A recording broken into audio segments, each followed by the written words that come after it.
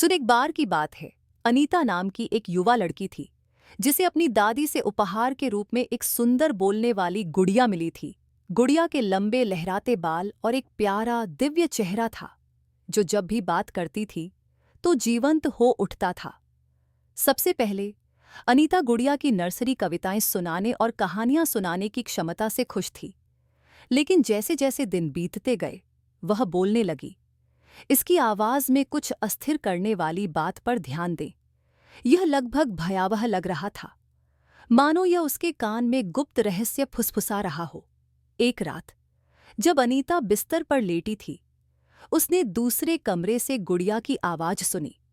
वह बिस्तर से उठी और आवाज का पीछा किया, लेकिन पाया कि गुड़िया फर्श पर बैठी है। उसकी आंखें अंधेरे में लाल चमक रही थीं। गुड़िया ने फुसफुसाते हुए कहा, मैं तुम्हारे रहस्यों को जानती हूं, अनीता। गुड़िया ने फुसफुसाकर कहा, जिससे अनीता की आत्मा कांप उठी। भयभीत होकर अनीता ने भागने की कोशिश की, लेकिन वह जहां भी जाती गुड़िया की आवाज उसके साथ साथ आती, अपने भयानक शब्दों से उसे चिढ़ाती। घबराहट में अनीता ने उसे पकड़ लिया, गुड़िया को आग में फेंक दिया और देखते ही देखते वह जलकर राख हो गई। लेकिन जब आग की लपटों ने उसे भस्म कर दिया, तब भी वह उसकी आवाज अपने दिमाग में गूंजती हुई सुन सकती थी। उस दिन से अनीता को बात करने वाली गुड़िया की याद सताने लगी थी।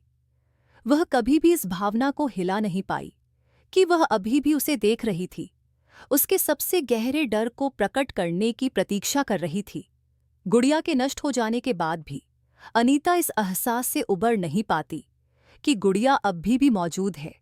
वह अपने मन में इसकी आवाज की गूंज सुनती है और कभी-कभी उसे ऐसा लगता है जैसे उसे देखा जा रहा है।